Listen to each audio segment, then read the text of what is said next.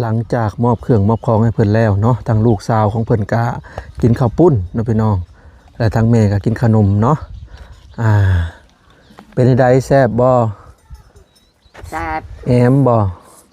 แอมดีนะจันลีไปแซ่บแอมนี่คือแซ่บพี่น้องเอ้ยภาษาบ้านเพิ่นนะถือว่าเพิ่นก็มี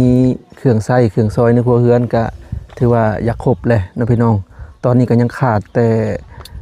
ถังขูกเพิ่มนี่แหละพวกมีดพวกฝ้านี่แหละเนาะแล้วก็ยังอีกยังหลายอย่างอยู่ดอก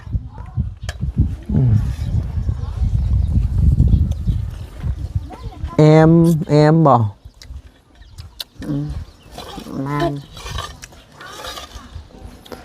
ซึ่งเพิ่นก็ได้ใส่เสื้อใหม่เนาะทั้งแม่ทั้งลูกนะพี่น้อง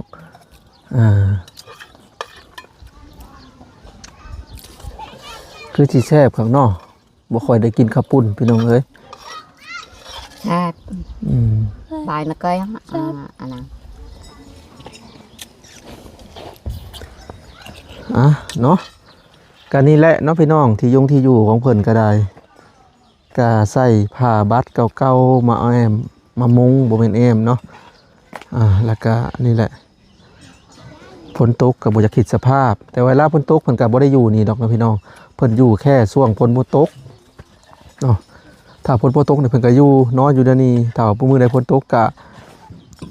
นี่แหละหาขอนอนน้ำเพื่อนสบ้านซึ่งนอนกับบ่แม่นสิว่าสินอนแบบนอนได้เรื่อยไปได้พี่น้องเอ้ยเฮือนหลังนึงนอนได้2คืนแล้วก็ย้ายไปแต่ละหลัง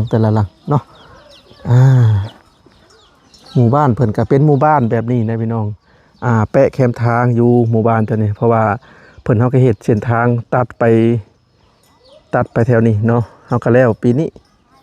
เนาะพี่น้องหมู่บ้านเพิ่นมี3ขั้นตอนนะพี่น้องเอ้ยขั้นตอนหมายถึงว่ากลุ่ม1นี่อยู่แปะแคมทางนี่กลุ่มที่2ได้อยู่บ้านนั่นนะพี่น้องประมาณ 800-900 เมตรอันนั้นกลุ่มที่2กลุ่มที่3ก็ประมาณห่างกันอีก800 เมตรเข้าไปอีกนะพี่น้องมี3กลุ่มเขาเอิ้นว่าบ้านเก่าตัวแท้อยู่ปุ้น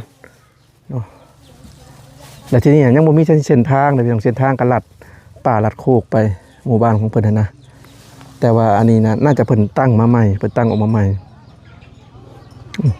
แต่ตัวนี้แปะแคมทางอยู่ถ้าแม่นว่ามารวมกันเนาะหมู่บ้านเพิ่นถ้าแม่นว่ามารวมกันนี่ตั้ง2ภาคทางเขากำลังเฮ็ดทางใหม่นี่จะงามเลยนะ